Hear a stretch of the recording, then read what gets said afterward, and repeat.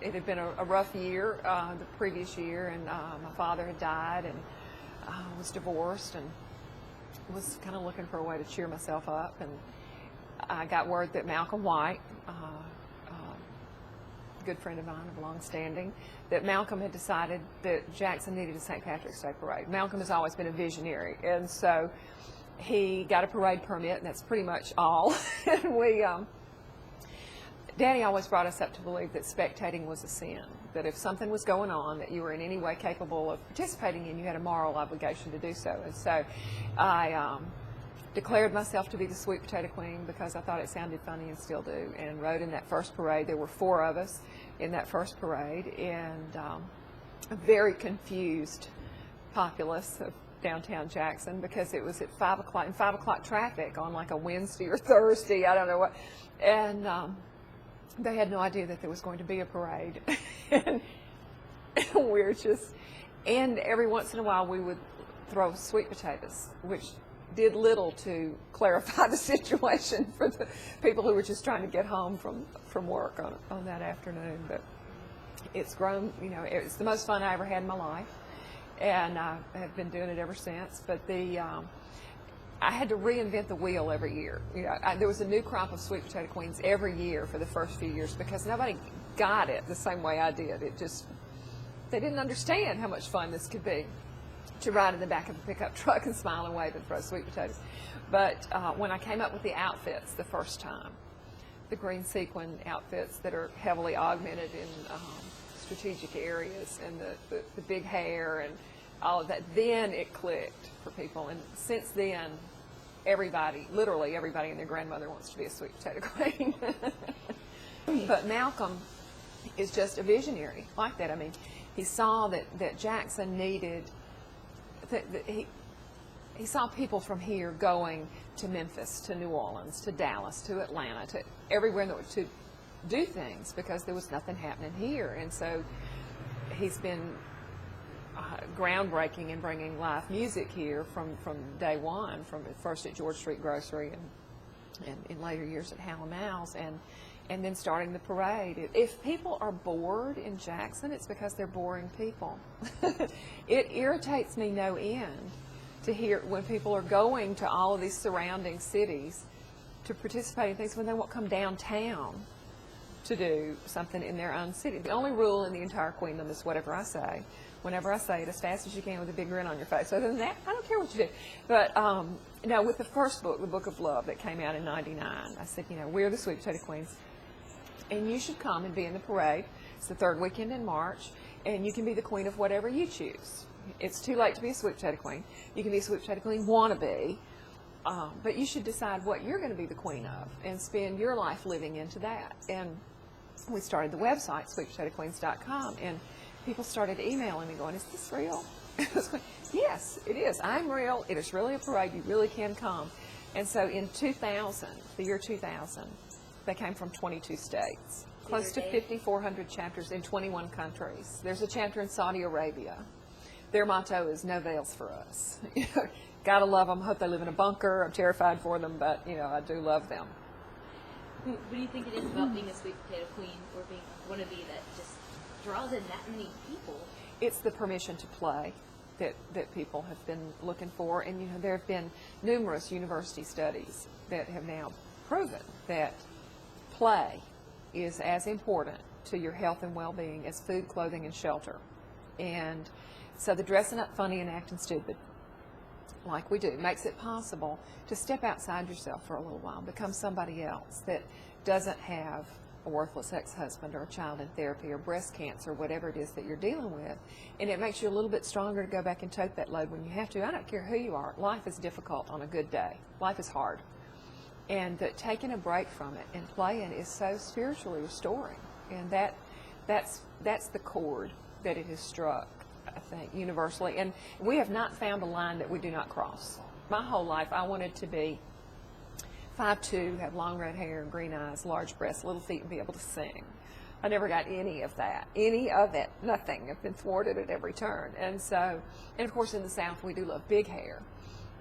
somebody that was interviewed from USA Today not long ago about the big hair was coming back. What did I think about that? And I said, where has it been? We love big hair. The way I came up with the green sequined outfits the first time, the swimsuits, is because I over the years have gone to very many SWAC games with my dear friend Michael Rubenstein. We would stand on top of the press box. And so not only does the SWAC have some of the best football you will ever see in your life. I mean, I saw Walter Payton, Jerry Rice, Steve McNair play when they were, children. They also have the best halftime. And the Golden Girls, the best game, of course, is the Alcorn Jackson State game, when the two bands and the two groups of girls, dancing troops, are just really pull out all the stops. And the Alcorn Golden, those girls will do things in broad daylight in the middle of the football field in those sequined outfits that you would normally expect to pay large sums of money and sit in a very dark, smoky room to see. And I love them. They're my heroes. I've always considered it to be a cruel twist of fate, an accident of birth, that I was not a Golden Girl or a J-Set, that I'm too old and too white. But, it was not to be outdone. I came up with those sequined outfits and augmented them like that, 'cause that's another thing that I love about those, is that they are normal size women. There ain't a size 2 in the bunch. And can we just say size 2 is not normal? My books are a little spicy, and I always preface that, when people are new to them, is that they're a little spicy. But I had a little old lady in my mother's Sunday school class once. I mean, my mother's been in the same church since I was 2, so for 53 years, it's been the same church. And all the little Sunday school ladies that I've known literally my entire life and loved dearly. And so when the first book was coming out, they were going, "Oh, well, you just can't wait to read your book." And I'm going, "Yeah, won't that be good?" Because I can tell you, my language is a little spicy in there. And I will tell you, my mother is completely horrified at my language. And Daddy taught me differently. He said there's no such thing as a bad word. There's only bad intent. And that words are just words we make up, and people give them meaning. But Mother does not share that viewpoint. So anyway, I'm explaining to the Mother's Sunday school class, they're excited about reading the book, and I'm saying, it's a little spicy. And I was hugging one of them, and she got right in my ear, and she said, "That's the only kind I finish." So I said, good. And, that came about in complete innocence. When I was about, 14 and a half months pregnant, and still married to my second husband, and we were getting dressed to go to a party. And a lot of men are not aware of the fact that sometimes when we wear pantyhose or tights, that we don't wear panties with them, hence the name pantyhose. And because we're so concerned with VPL, visible panty line. And so I was, struggling to get dressed. And, if you've ever been pregnant, you know how it is. You're working blinds. You can't see your feet. Half the time, by the time you get them on, they're backwards, and you just say, the hell with it and go on, because it's too hard to start over. And so I'm struggling. I'm sweating. And, and he comes through the room, and he goes, "You're not wearing panties?" And really just out of supreme irritation and to blow him off, I just, we never wear panties to a party. And went on with my struggle, and realized about 30 seconds later that he was still standing there kind of slack-jawed and mouth-breathing, as they are wont to do from time to time. And he said, "Does nobody?" As if there had not been, never would be a pair of panties at a party, and he's the only guy that knew. I mean, you can't make nothing but a man out of them. And so anyway, after that, we just thought it was funny, so we made it a rule, and we've got T-shirts that say that. And more men are figuring out that Jackson, Mississippi is the place to be the third weekend in March, because it's where all the fabulous women are. We did a big fundraising effort and actually work effort for Katrina recovery through my website, sweetpotatoqueens.com. People emailed from all over the world after Katrina saying, how can we help? So many people, everywhere that I speak, we're not even aware, because New Orleans gets all the press, of course, that 100% of the populations of Pearlington and Waveland, Mississippi, are homeless. And so I put that word out, and we raised close to $100,000 for Wells, and Wells is still going down, every month, doing work. We kind of adopted Pearlington. My husband spent 2 months last summer down there sleeping on the floor in an unair-conditioned house, repairing and undoing what 3 different crooked contractors had done. I hope they hunt them down and hang them in the street, but that's just me. It is evil beyond description that people could do something like that, people who've lost everything. But to give you an example, they had cut gas lines in this house and sheetrocked over them without capping them off. I mean, criminal.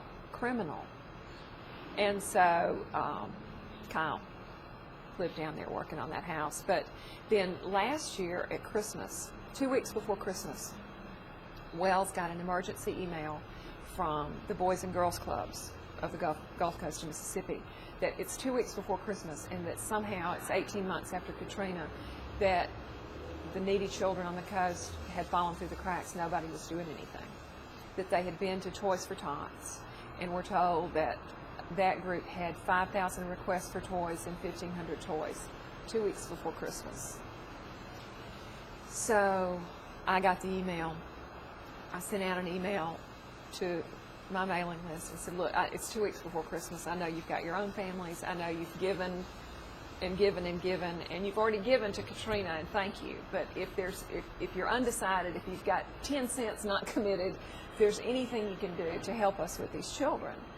Well, we got close to $15,000. And it was a miracle.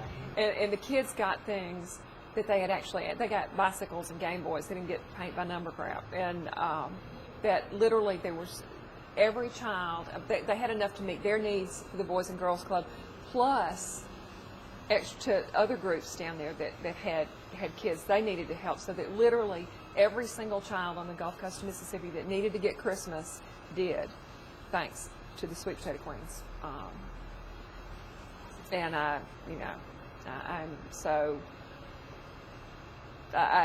there are no words for that. I'm so grateful.